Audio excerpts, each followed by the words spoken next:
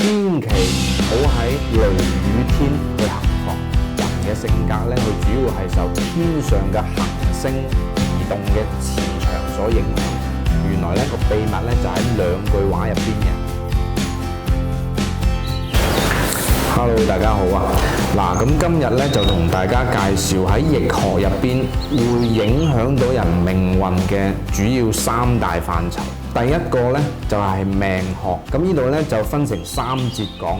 第一集係命學，跟住就係相學，跟住就到風水學啦。咁所以咧，大家喺我呢個頻道度收聽到，只會係圍繞住呢三大內容嘅。好啦，咁啊先講命學啦。大家有冇發現呢？所有嘅預測，從古到今，包括東西方，都係需要知道人嘅出生時間呢。無論係西方嘅占星星座，東方嘅紫微斗數，或者係八字算命啦，點解都需要知道人嘅出生時間呢？原來呢個秘密呢就喺兩句話入邊嘅。第一個呢就係三界都喺五行中。第二句咧就係天運精氣培育人性。咁中國古代嘅命理占星學咧就認為人嘅性格咧，佢主要係受天上嘅行星移動嘅磁場所影響。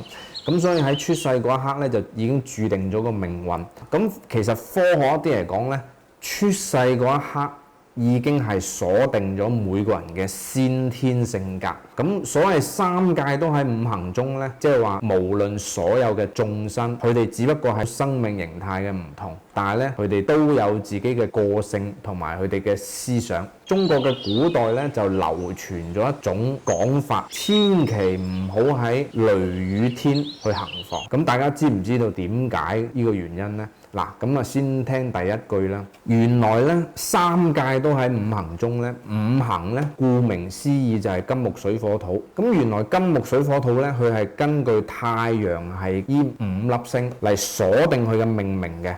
咁原來咧人嘅意識咧就主要受太陽系嘅八大行星磁場嘅分佈所影響，唔同嘅行星分佈咧所產生唔同嘅磁場，從而咧就會令到我哋擁有屬於自己各自嘅一套思維方式啦。我哋嘅八字命理嘅排盤計算咧，原來係根據翻黃道軌跡上所運行嘅七粒星。陰陽五行咧喺我過往嘅節目入邊咧都有提到咗，原來咧陰陽就係太陽、月亮，五行咧就係金木水火土星，咁再加埋地球咧就啱啱好係八個字。呢一個咧就係我哋中國命理學嘅八字由來。咁八字入邊咧就分成年月日時間呢四柱，呢四柱係點樣去根據呢啲行星嘅移動所排列出嚟嘅咧？咁大家咧可以睇翻我之前嘅節目，年柱係根據邊粒星，月柱係根據邊粒星嘅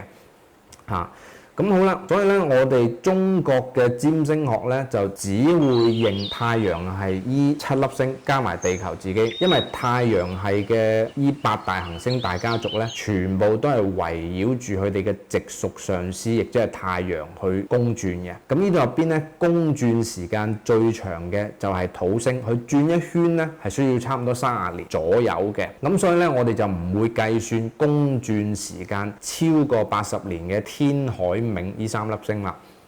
好，咁咧亦都係因為咧每一個人嘅出生時間唔同，所以咧佢就會有唔一樣嘅性格喜好。所以喺命理學入邊咧，呢一種咧就叫做意識形態嘅嘢。咁科學家話人類已知道嘅物質咧，只係有5%。咁會唔會係另外呢啲我哋未知嘅物質嘅磁場而影響咗我哋人嘅思維呢？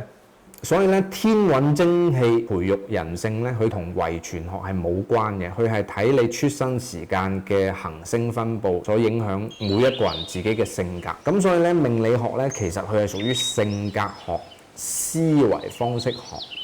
咁大家有冇發現咧？全世界幾乎所有嘅成功學書籍咧，佢都係教你點樣去改變性格。咁原來影響人一世嘅際遇啦、成敗啦、個性習慣，佢嘅因素咧，其實主要都係喺個性格度嘅。咁而性格咧就係受我哋嘅出生時間所影響。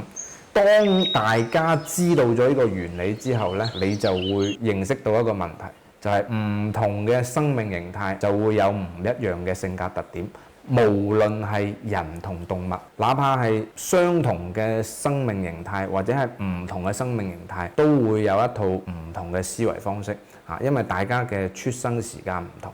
咁所以咧，喺我易學嘅呢三大範疇入邊咧，命學、相學同埋風水學咧，佢全部所有嘢咧都係可以經得起時間嘅考驗，同埋咧動物一樣都係可以貫通嘅。所以咧，點解每一種動物都會有佢唔同嘅個性啊？原來其實又係同佢哋個生命形態係有關係。咁呢一個咧係相學嘅範疇啦。咁所以咧，算命、占星學，科學一啲嚟講咧，佢係批算人嘅性格。咁如果你話要再科學一啲嚟講咧，其實佢係圍繞住一個叫做意識形態嘅一樣嘢。好啦，咁呢一集講到呢度，咁下集我哋繼續介紹相學同埋風水學。多謝大家。